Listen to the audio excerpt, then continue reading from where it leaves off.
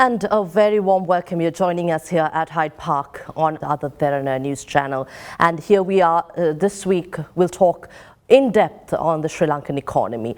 What structural reforms are needed to achieve the long-term stability that the Sri Lankan economy deserves?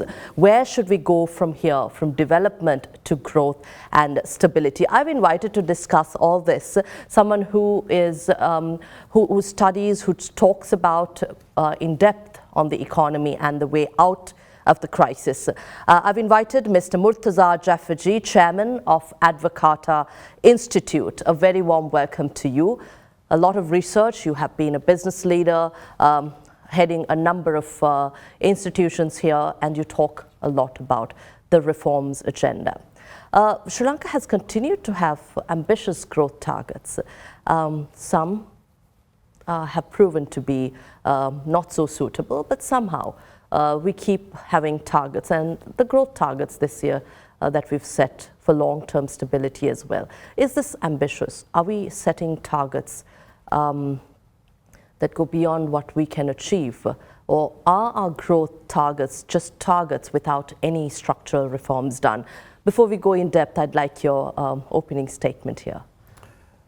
So I think you may be referring to what the President said in his budget speech, where he said in 2 years' time the economy should grow at about 7%. I would think that that is more aspirational than realistic, because what you need to understand is that this year we are posting a very strong growth of something like 5%. But there are factors that will probably not repeat next year and the year after. A couple of those factors are that the recovery, many of the factors like weather, the external environment were all very, very favorable. And there is also a statistical effect, because GDP is a combination of sectorial gross value addition plus taxes on production and imports. And as you know, they restricted car imports for 5 years, and when the market has been open, there has been an explosion in imports, and these imports are coming with very, very high taxes. So the indirect taxes from car imports plus other indirect taxes are going to be the largest contributor to GDP growth. And therefore, the strong number that you will see this year is not necessarily replicable the following year. So the President's aspirations, I'm afraid, will have to remain aspirational, because one has to understand deeper what are the constraints and what needs to be done to accelerate economic growth. So what are the constraints here that you see? We talk about a lot of external vulnerabilities, shocks that Sri Lanka might not be susceptible to. So whether it's constraints or not, how vulnerable is the Sri Lankan economy as we speak at this stage? So we don't have much space for shocks, what are called shocks.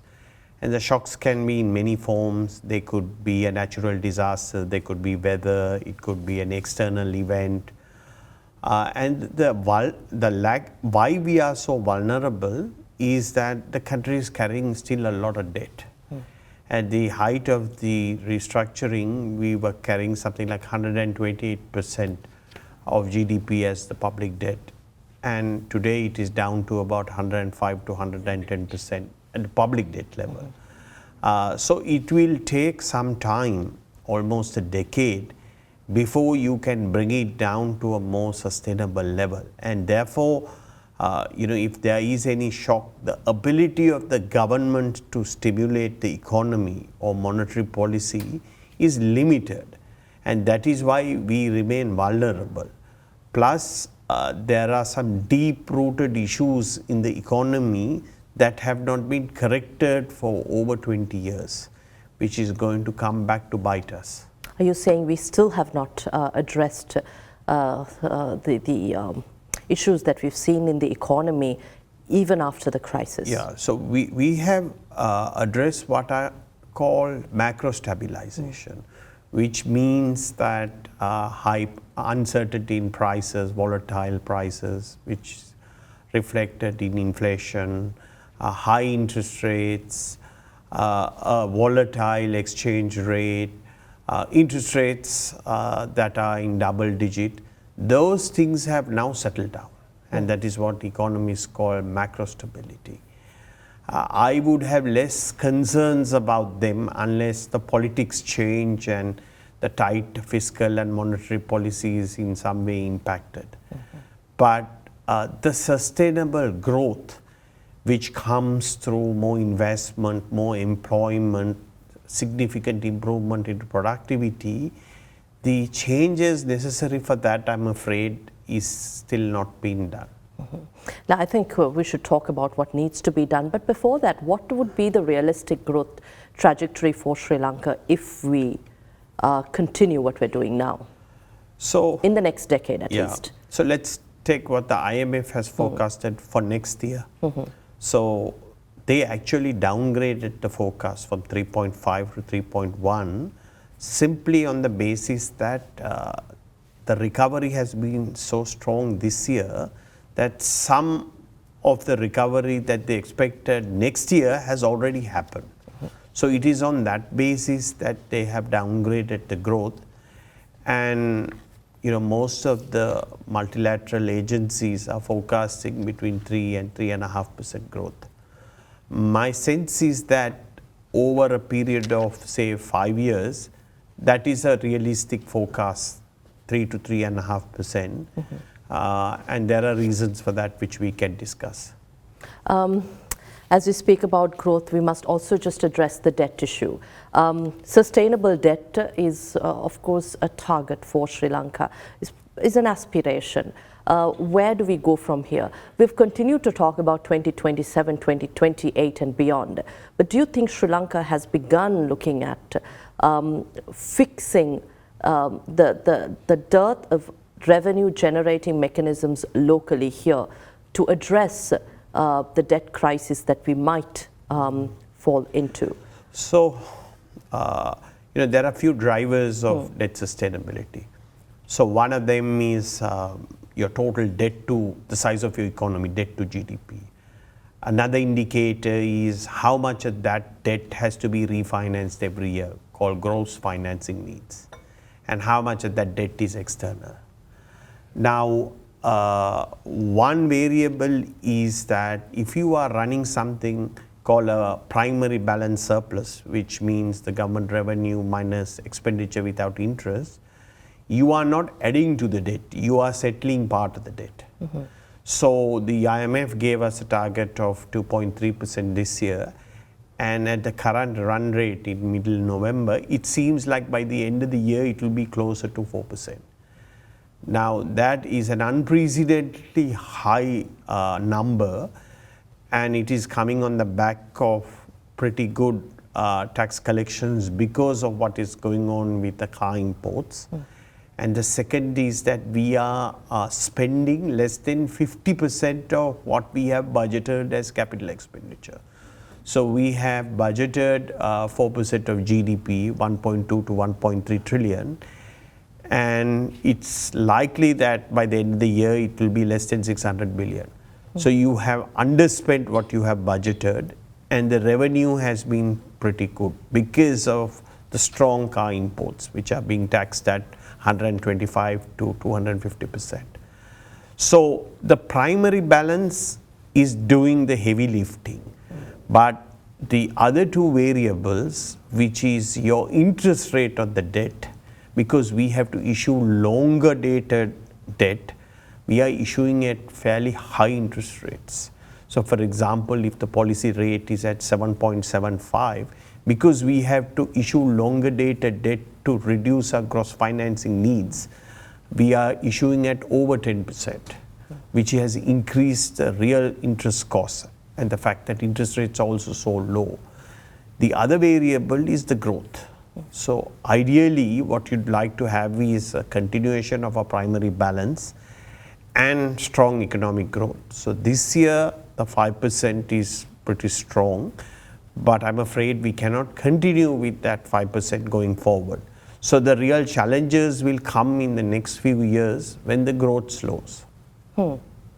If you focus on revenue generating mechanisms, or at least streams to create non-debt creating revenue, again, tax, are we just focusing on a narrow set of taxpayers, or has even the budget not looked at a better approach? Or do we need reforms here in our tax collection mechanism? We'll start there. Yeah. So there are two things. You can look at tax policy and tax administration. So let's look at tax policy. Right. So if you look at tax policy, the real heavy lifting happens from VAT. And it was the right decision of the government to take the VAT threshold, which is set at 60 million, and reduce it to 36 million. Because still it is above the IMF's recommendation of $100,000 basically. The reason why you need to do it is twofold. One is that you significantly expand the tax base. Second is that there is a distortion because there's a difference between, especially the service economy, where the value addition at the firm level is quite high as opposed to, say, a shop that has a lower value addition. There were a lot of people who were below the tax net, or they were floating new companies. You know, as soon as you get close to 60 million in revenue, you start company 2, you start company 3, and that way you don't pay the necessary VAT. So by making it 36%, that kind of evasion becomes harder, and it is the right thing to do because it reduces the distortion between those who are below the VAT threshold and those who are above the threshold. But the other things in tax policy is that still, if you are operating in a service industry where the output is consumed outside Sri Lanka, the tax rate is 15%. And I cannot fathom, if you are exporting goods, why it is 30%, and if you are exporting services, it's 15%. I can't understand the difference, and I don't understand why it is kept. Of course, it's an improvement. We went from 0 to 15, but my sense is it should have been taken to 30%. The next issue is actually tax administration. And in the budget, they have announced measures to improve tax administration. But my sense is that there is a lot of people who should be paying taxes who are either not registered or underpaying significantly their taxes. Then you have the issue of these tax incentives. And there are tax incentives awarded many years ago that don't have a sunset clause. So some of these things are for investments. Investments. So for example, they enjoy the tax-free period, say at 0% for 5 years. And then they enjoy a lower rate of tax, like 12%, 20%, indefinitely. There may have been some conditions specified by the BOI, but they have not been enforced. So not only are these people basically not paying their fair share of taxes, but they are enjoying an unfair advantage, because you could have two companies, one paying at 30 and one paying at 20. That's simply not acceptable. So there are corrections that they have to still do in the tax policy, and I am very cautious about proposals to give tax incentives, especially in the strategic development projects and the port city, which I believe are not warranted at all. Because if you take something like the port city, it is naturally advantaged, you know, location wise, it is next to the leisure and business district, it has better infrastructure. Once the port access road is completed, it will have preferential road access, say, to the airport, it has a better electricity connection. So naturally it is advantaged. Why do you need to throw more tax incentives for people who go and invest there? They have a cleaner regulatory environment.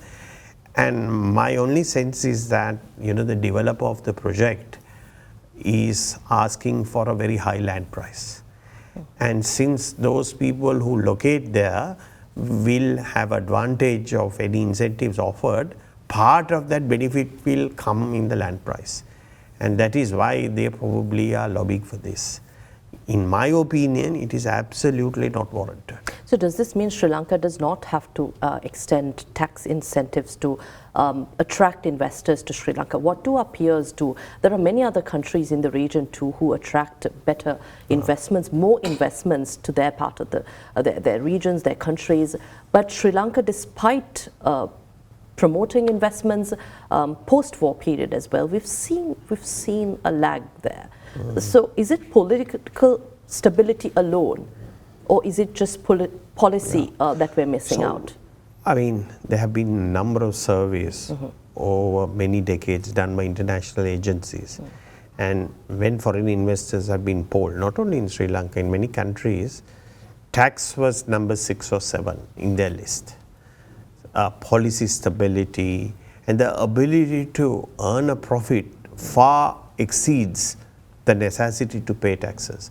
Because what happens is that taxes are a share of your profits.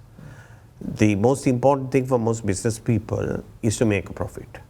So if you can make the environment more predictable so that the expected profit and the actual profit come closer together, you don't have to reward people with tax incentives. And it is a complete misguided policy over the last 10 to 20 years of throwing tax incentives, because you are giving tax incentives for people who are anyway going to come here.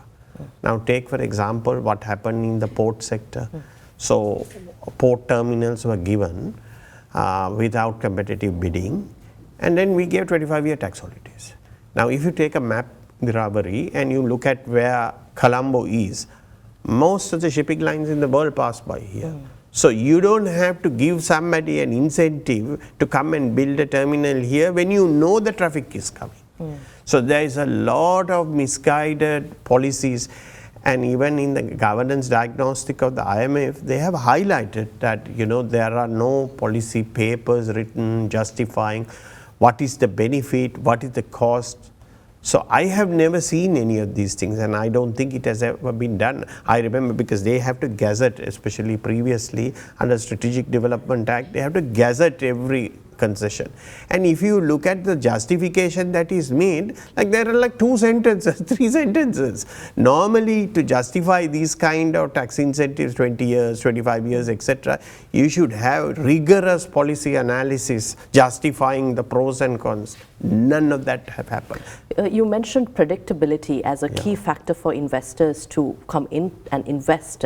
So do you think we are at least setting the stage to achieve that kind of predictability, policy stability, political stability and predictability as an economy? So we have certainly made steps. So let's look at the macro stability. So we have a new central bank law. And although it is the same building, it's a very different institution. So their mandate is very different, that it is inflation that they focus on. The governance is different, because you have a very different kind of governance board and monetary policy board. Then you have the Public Finance Management Act, Public Debt Management Act. So in statute, you have greater certainty about macro stability. So as I tell a lot of investors, because my day job is to talk to financial market investors, worry less about currency in deep depreciation, very high interest rates, high inflation. Worry more about economic growth. So those problems that bedeviled us over the last 20, 30 years, I think is going to be less of a problem unless the politicians go and change all these statutes. The real challenge is going to be doing business. How do you ensure that the economy grows faster? Even this reducing corruption in the economy, although political corruption has come down significantly, bureaucratic corruption still continues. And those are quite frustrating for genuine investors. And if there are ways to address these issues, like all the regulation and getting approvals, etc., it's very frustrating. So your 50% of your energy is wasted navigating through the bureaucracy. And if there are ways to expedite these things, I'm sure a lot more investment will come through, both local and foreign. Because a majority of investors are local people, not foreigners.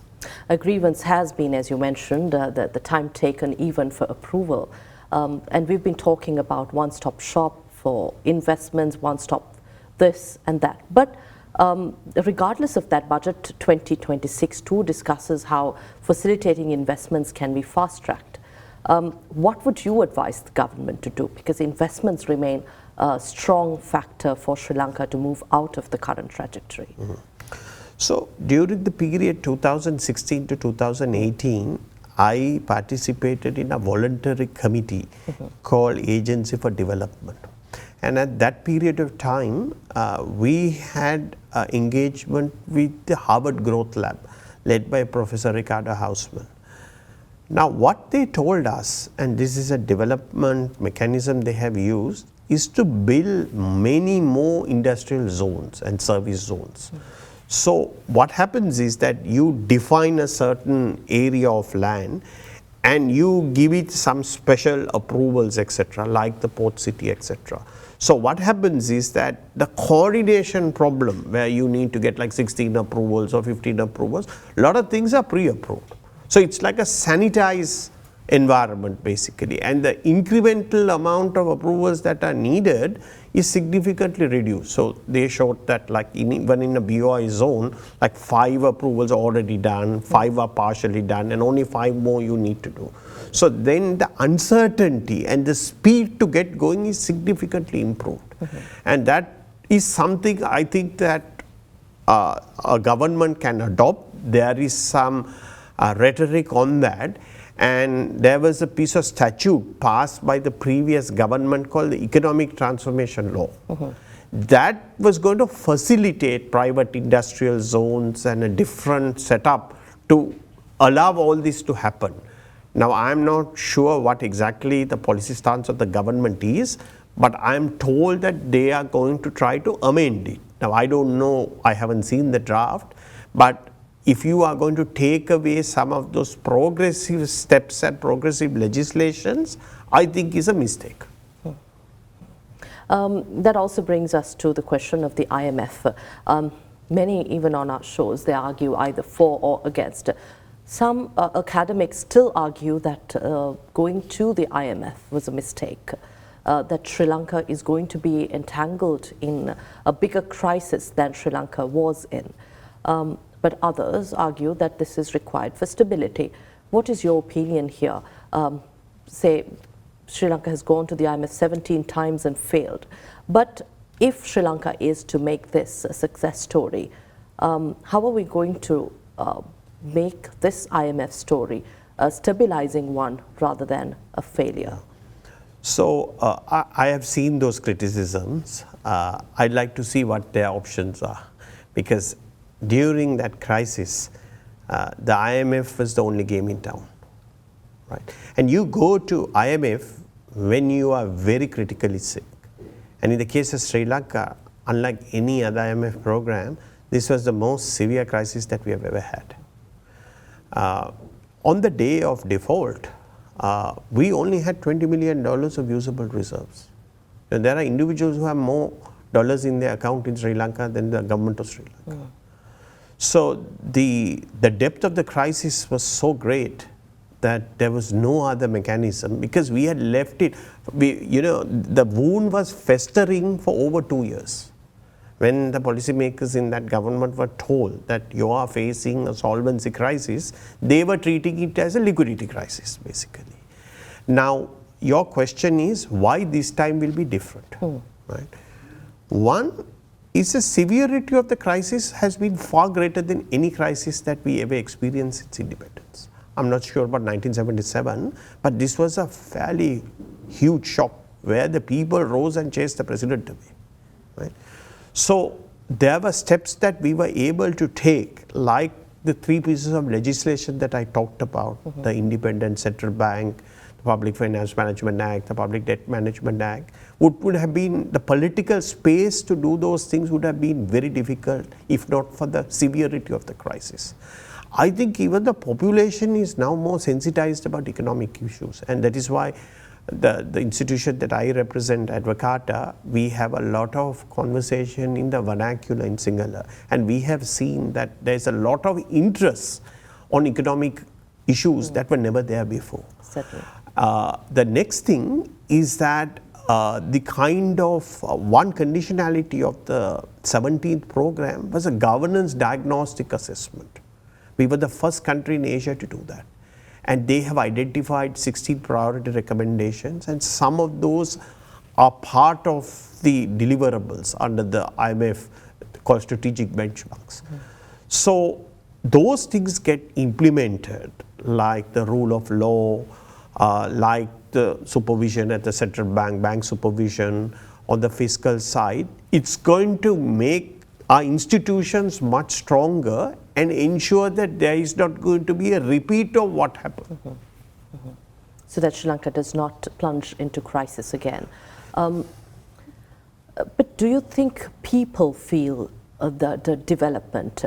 You spoke about some stability that we've achieved, but do you think at ground level people have begun to at least feel the developments, the growth prospects that we're talking about, or even the stability, some stability that Sri Lanka has achieved so far? But because what we hear is the tax burden on the people. Yeah. So the top 1% are doing better than ever before. They have benefited from this crisis. During the crisis, they were able to make supernormal profits. You know, some of these very, very high yielding bonds were never restructured. So they were making supernormal returns by owning these. You know, some of the financial institutions, the restructuring was light, and who owns this, you know? It is this top 1% of the population. So they are doing extremely well, extremely well. The bottom 50% are not facing the kind of issues like not having fuel, not being able to afford protein, but their lot has not dramatically improved. Right? And there will be political consequences down the road because they all have one vote, unless there are tangible improvements to be made. And the only way to make tangible improvements to improve their lot, one is to give them some basic sustenance through a social protection program like Aswasuma. But the real opportunity for them is jobs and better jobs. So we need to change the deep-rooted structure, the way our economy works, what economists call structural reform, so that economic dynamism comes and opportunities for them improve. I think we'll talk about how our economy works, what structural reforms we need going forward when we come back. We are in conversation with Murtaza Jafferjee, an investment professional with over 3 decades of experience here in Sri Lanka promoting investments, and past president of CFA and chairman of Advocata Institute in Sri Lanka.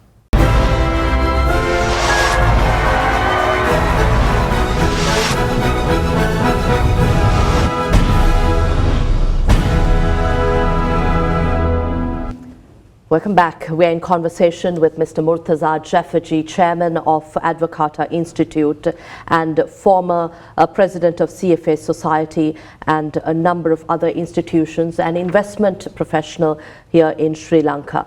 We were talking about the IMF, whether the decision was right at the time to go into the IMF or not, and what reforms we need to be discussing about. But before we go to talk in depth about investments or reforms, I want to talk about how governments after governments can restore the kind of trust that the administration or political authority has with the people, or even with the private sector. How do we restore that? Because people, regardless of government change, continue to question if there's any benefit for people at large. We spoke about tax policy, whether people really feel it on the ground, but this trust remains a crucial factor going forward. Yeah. So, you know, it's called a social contract. So that is a compact between the rulers and the ruled. Take taxation. I mean, most people don't willingly pay taxes. Their view is that, what's the point of paying because my tax money will be misused. Now, that's not universal. There are many countries in which basically they don't have that attitude. So Sri Lanka has a serious issue between the population and the governors, the people who govern them, about how they are being governed. So this particular president has been setting a very good tone at the top, both by his actions and his behaviors. right? So he has a high trust factor. Now there's a difference between him and the government he does, but that has to be significantly improved, and there should be a formal social contract where, especially on the fiscal side, that you pay taxes and this is what you can expect in return. So this whole accountability mechanism has to be further improved both structurally and in practice. Otherwise, basically, it is going to be very, very difficult to hold things in place. The other thing that you have to do is the 16 priority recommendations of the governance diagnostic assessment has to be addressed. There was actually 90 recommendations, but 16 priority recommendations. So if we start implementing many of those things, those structures will fall in place, right? And therefore, people will start trusting the government more and more because they see that the checks and balances are in place, the accountability mechanisms are in place. Now we are not going to be able to fix this overnight, that it is always going to be a journey then a destination, but that is one way to fix this problem. You spoke about the mindset of the people paying taxes.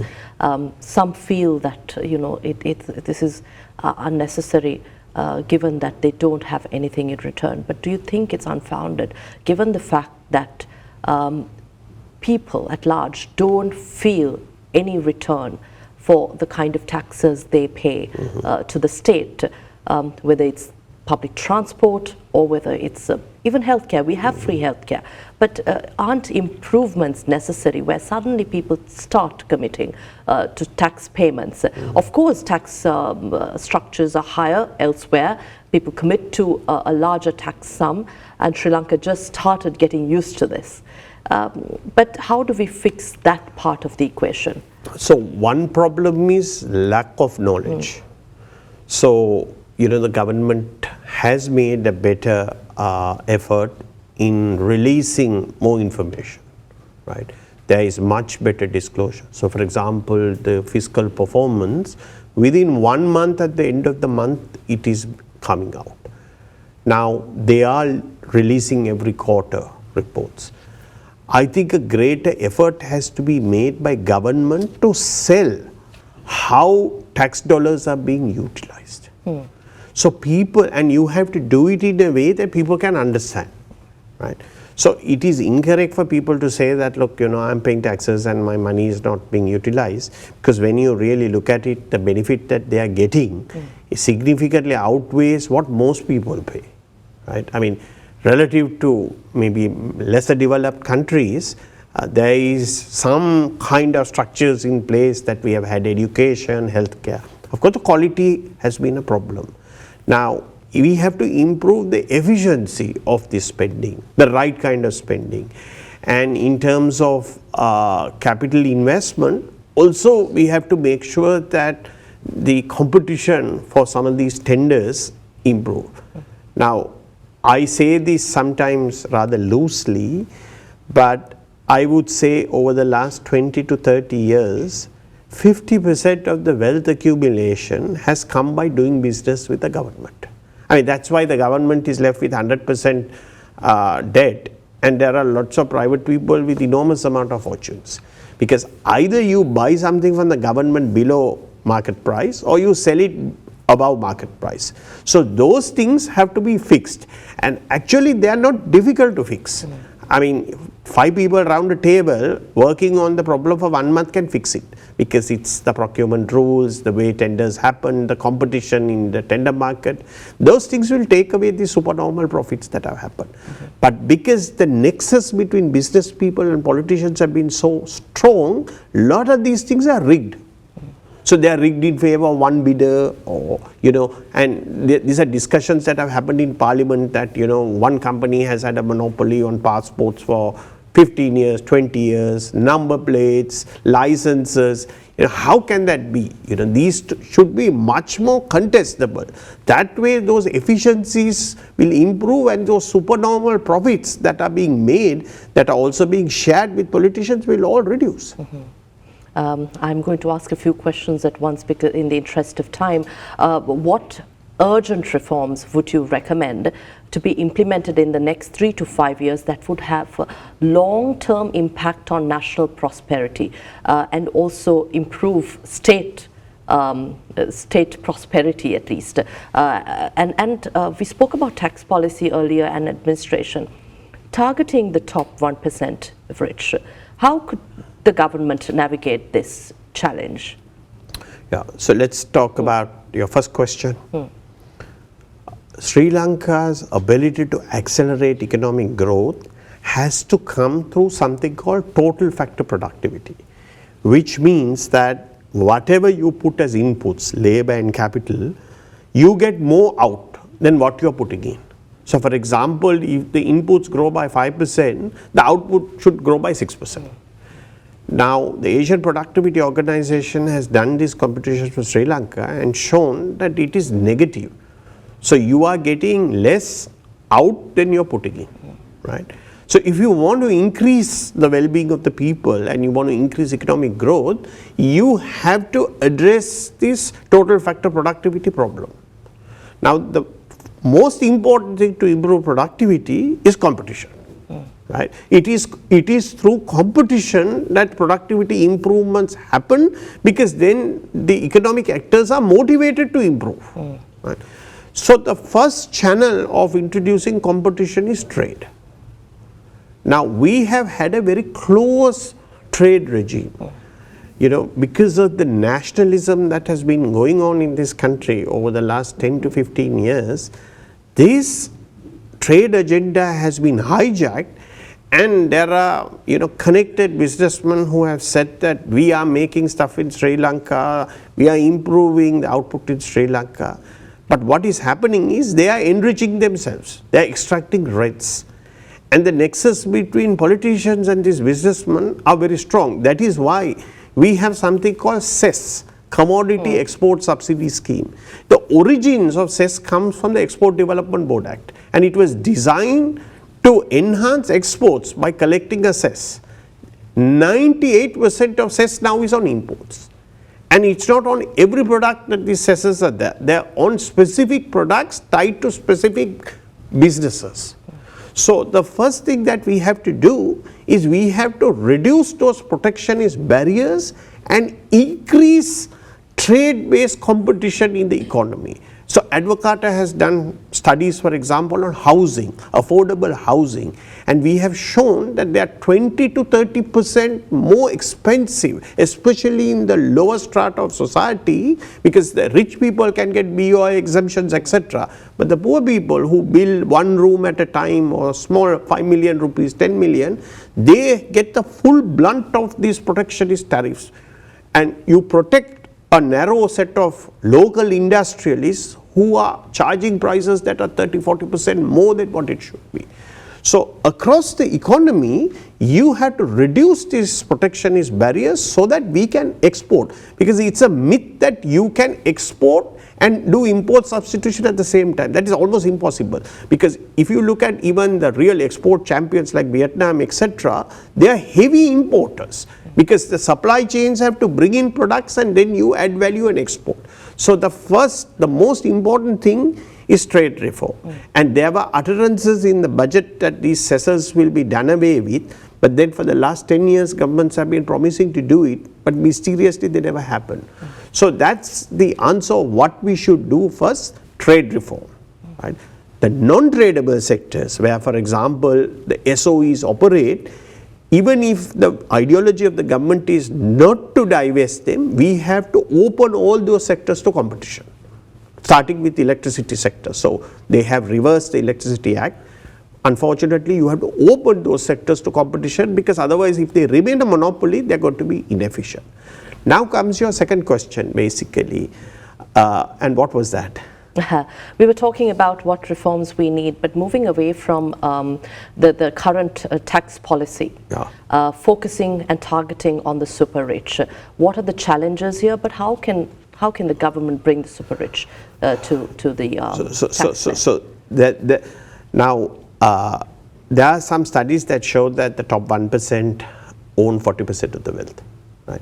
So one thing is that you don't want rich people to be rich, because they're extracting rents, right? That there's no competition. That is why they're getting rich, right? So that is basically, as I explained, in trade, in government procurement, in non-tradable sectors, you have to open all that for competition, and that is where in that economic transformation law, I was involved in a very small part called the Productivity Commission. Now that is an institution that was going to be located in Parliament to recommend on reform. So that is fundamental. Now as far as how do you collect more taxes from the rich, one recommendation has been property taxes. And property taxes is prevalent all over the world. Even we have it through our municipality system. It's just that, you know, when you consider how high property values have gone, especially in the city of Colombo, the rates and taxes collected by the municipality is a minute amount, it's less than 0.1%. So in my opinion, it should be closer to 0.5%. And if you raise that revenue based on property, you will have lot more money for local government to spend without the central government transferring money. So I think wealth taxes are bad, inheritance taxes are bad because of the mobility of capital, but property taxes are good because you can't take the property and move anywhere. That takes us also to SOE reforms. You spoke about how government should not be doing, engaging in businesses also, but then these SOE reforms are mostly misunderstood. At times we say we want a certain reform agenda, at times we look to success stories elsewhere, but somehow nothing gets implemented. But do you think we have moved forward in reutilizing these state-owned enterprises that could be effectively, efficiently and more productively utilized in economic activity? You also address the requirement for spurring competition to create the kind of efficiency and productivity that we require. So how can we transform these SOEs to be better utilized and managed? So this is a pet area of mine.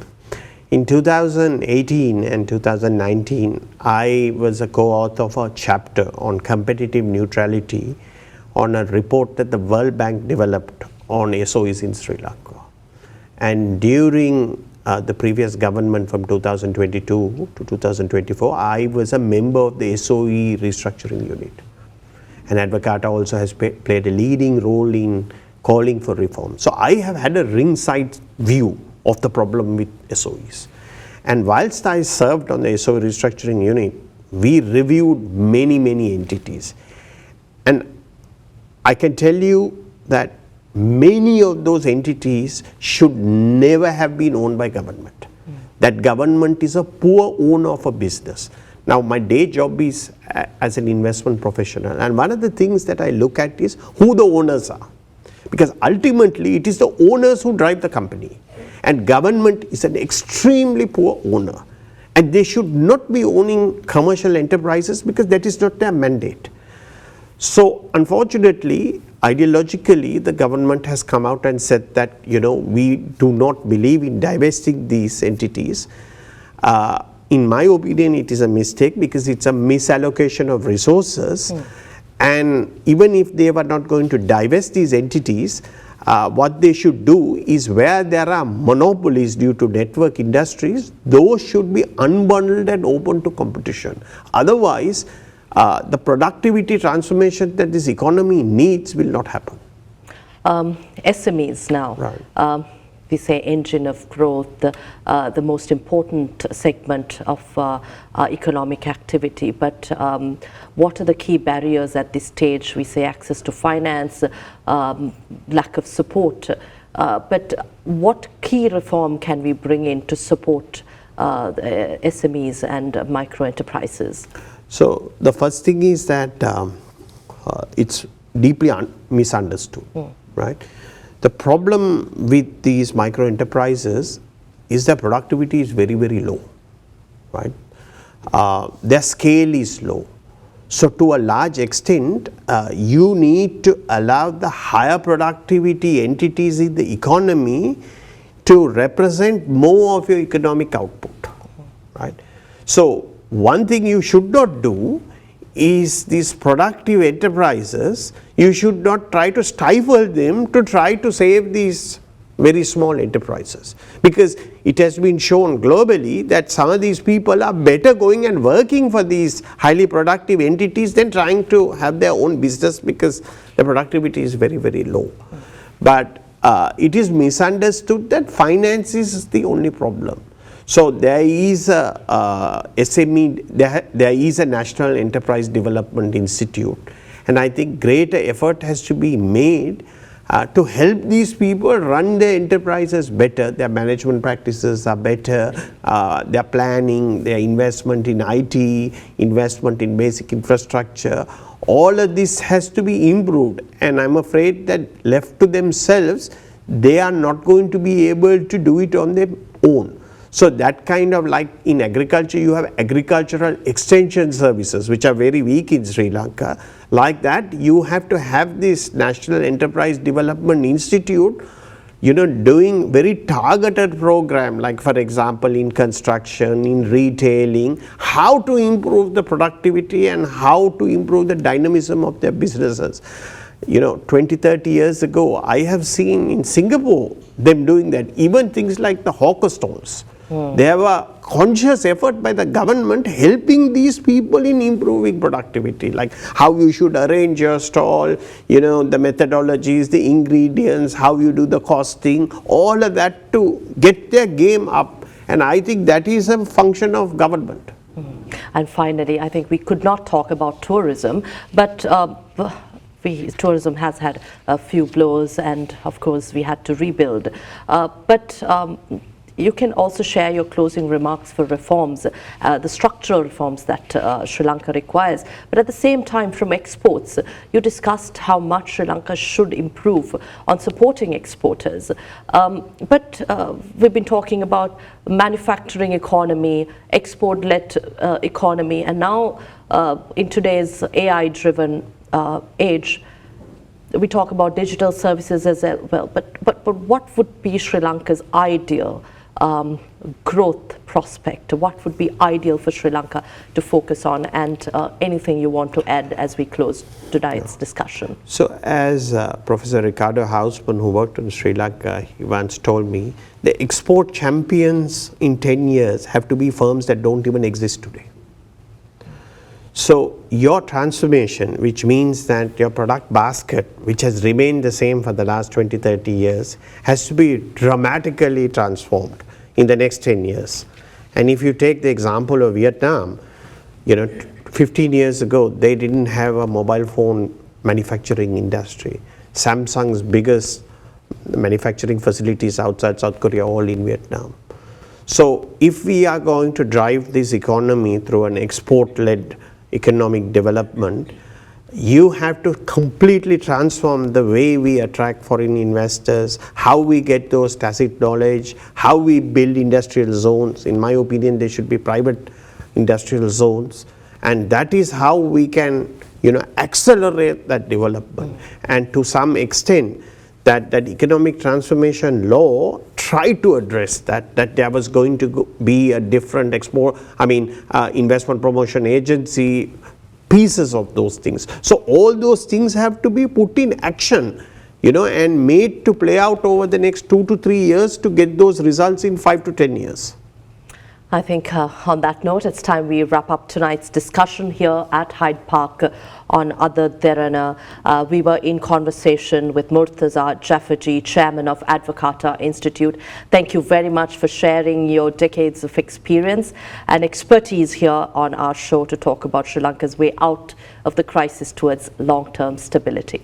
Thank you once again. Thank you for inviting me. Mr. Murtaza Jafferjee, an investment professional, formerly president of CFA Society in Sri Lanka, and also held the